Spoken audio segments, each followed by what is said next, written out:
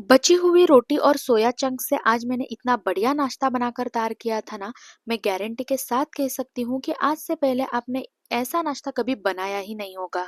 तो हेलो दोस्तों, आज मैं जो रेसिपी आपके साथ शेयर करने जा रही हूँ वो है बची हुई रोटी और सोया चंक्स से बना एकदम मजेदार से नाश्ते की रेसिपी। क्या आपने पहले कभी इस तरीके का नाश्ता बनाया है? अगर हाँ तो मुझे कमेंट में जरूर बताइएगा। और ये नाश्ता खाने में टेस्टी तो लगता ही है पर इसी के साथ हेल्दी भी है।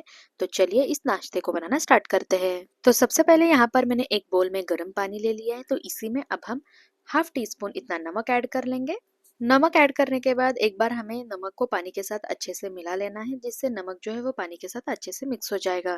तो यहाँ पर नमक जो है वो पानी के साथ अच्छे से मिक्स हो चुका है, तो इसी में अब हम एक बोल भरकर सोया चंक्स ऐड कर लेंगे। और जैसे कि आपको पता ही होगा कि सोया चंक्स में भर भर कर प्रोटीन होता है, इसीलिए मैंने इस नाश्ते में सोया चंक्स का इस्तेमाल किया है।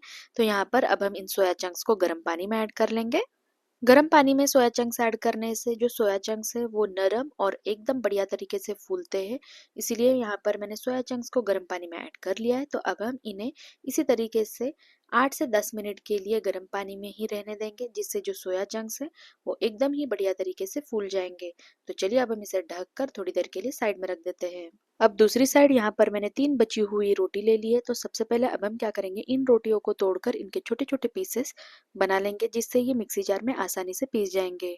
तो चलिए अब हम इन रोटियों को छोटे छोटे टुकड़ों में तोड़ लेते हैं। तो ये देखिए यहाँ पर मैंने रोटियों को कुछ इस तरीके से तोड़कर एक प्लेट में रख दिया है। अब दूसरी साइड यहाँ पर मैंने एक मिक्सी जार ले लिया है। तो अब हम इस मिक्सी जार में हमने जो रोटी को तोड़ कर रखा है ना, उन रोटियों को अब हम इस मिक्सी जार में ऐड कर लेंगे। यहाँ पर मैंने सारे रोटी के पीसेस को मिक्सी जार में ऐड कर लिया है। तो अब हम इसे ढक कर इसे पीस लेंगे। हमें इसे बहुत ज्यादा बारीक भी नहीं पीसना है और बहुत ज्यादा दरदरा भी नहीं रखना है। तो चलिए अब हम इसे पहले पीस लेते हैं। बस कुछ ही मिनटों बाद आप यहाँ पर देख सकते हैं मैंने रोटियों को कुछ इस तरीके से पीस लिया है। यहाँ पर मैं आपको दिखा देती हूँ, जिससे आपको पता चलेगा कि आपको रोटी को कैसे पीसना है। तो ये देखिए यहाँ पर मैंने रोटी को कुछ इस तरीके से पीस लिया है। ये ना ही बहुत ज्यादा दरदरा है और ना ही बहुत ज्यादा बारीक। तो ठीक इसी तरीके से आपको रोटी को पीस लेना है। अब दूसरी साइड सोया चंक्स को गर्म पानी में रखे हुए काफी टाइम हो चुका है। तो चलिए अब हम इसे खोलकर चेक कर लेते हैं। तो ये देखिए जो सोया चंक्स है वो कितनी बढ़िया तरीके से फूला है, वो आप यहाँ पर देख सकते हैं। इसके बाद अब हम इन सोया चंक्स को पानी से निकाल लेंगे। पानी से निकालते समय हमें इन सोया चंक्स को इस तरीके से स्क्वीज करते हुए थोड़ा सा पानी निकाल लेना है। तो यहाँ पर मैंने सारे सोया चंक्स को स्क्वीज करके इस तरीके से एक प्लेट में निकाल लिया है। तो चलिए अब हम नाश्ता बनाना स्टार्ट करते हैं। तो यहाँ पर नाश्ता बनाने के लिए मैंने पहले से ही एक कढ़ाई गैस पर चढ़ा ली है। तो अब हम इसी में 1 टेबलस्पून इतना ऑयल ऐड कर लेंगे। ऑयल काफी गर्म हो चुका है, तो अब हम इसी में 1 टीस्पून इतनी राई ऐड कर लेंगे। ऑयल गर्म हो चुका था, इसीलिए राई डालते ही चटकने लगी है। तो इसी के साथ अब हम इसमें 1 टीस्पून इतना जीरा ऐड कर लेंगे। राई और जीरा तेल में अच्छे से चटक चुके हैं, तो अब हम इसी में एक बड़े साइज के अनियन को एकदम बारीक चॉप करके इसमें ऐड कर लेंगे। प्याज ऐड करने के बाद अब हम इसी में थोड़ा सा करी पत्ता भी ऐड कर लेंगे और प्याज को 2 से 3 मिनट के लिए गैस को मीडियम फ्लेम पर रखते हुए अच्छे से भून लेंगे। यहाँ पर मुझे प्याज को भूनते हुए 3 से 4 मिनट हो चुके हैं और आप यहाँ पर देख सकते हैं जो प्याज का कलर है वो भी हल्का सा चेंज हो चुका है। तो इसी में अब हम एक मीडियम साइज के टमाटर को एकदम बारीक चॉप करके इसमें ऐड कर लेंगे। अब जब तक टमाटर और प्याज हल्के से सॉफ्ट नहीं हो जाते तब तक हमें इसे इसी तरीके से भूनना है। यहाँ पर मुझे प्याज और टमाटर को भूनते हुए काफी टाइम हो चुका है और आप यहाँ पर देख सकते हैं प्याज और टमाटर हल्के से सॉफ्ट भी हो चुके हैं। तो इसी में अब हम हाफ टी स्पून इतनी हल्दी, 3/4 टीस्पून इतना अनियन गार्लिक मसाला, तीखापन आप आपके हिसाब से एडजस्ट कर सकते हैं। इसी के साथ 1 टीस्पून इतना सोया सॉस भी इसमें ऐड कर लेंगे।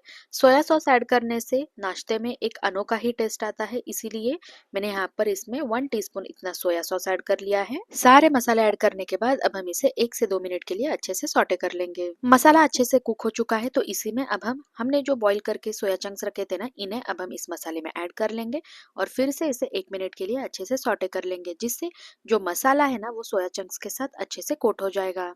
तो ये देखिए सारा मसाला सोया चंक्स के साथ अच्छे से कोट हो चुका है। तो चलिए अब हम इसमें हमने जो रोटी को पीस कर रखा था ना, उस पीसे हुए रोटी को अब हम इसमें ऐड कर लेंगे। तो ये देखिए यहाँ पर मैंने सारे पीसी हुई रोटी को ऐड कर लिया है। तो अब हम इसी में स्वादानुसार नमक और 1 टीस्पून इतना शक्कर ऐड करके इन सारे इंग्रेडिएंट्स को एक बार अच्छे से मिला लेंगे। तो ये देखिए यहाँ पर मैंने कुछ इस तरीके से इसे अच्छे से मिला लिया है। तो अब हम इसी में 1 टेबलस्पून इतना पानी ऐड कर लेंगे और फिर से इसे एक बार अच्छे से मिक्स कर लेंगे।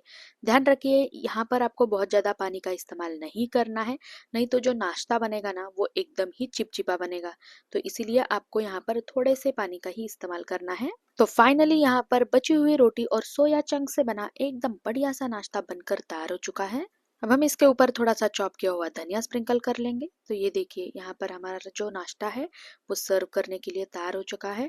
एक बार अगर आप इसे घर वालों को खिलाएंगे ना तो कोई यकीन ही नहीं कर पाएगा कि आपने इसे बची हुई रोटी से बनाकर तैयार किया। ये खाने में इतना बढ़िया लगता है। तो आज के बाद जब भी आपके घर पर रोटी बच जाए ना तो आप भी एक बार इस तरीके से नाश्ते को जरूर बनाकर देखिए।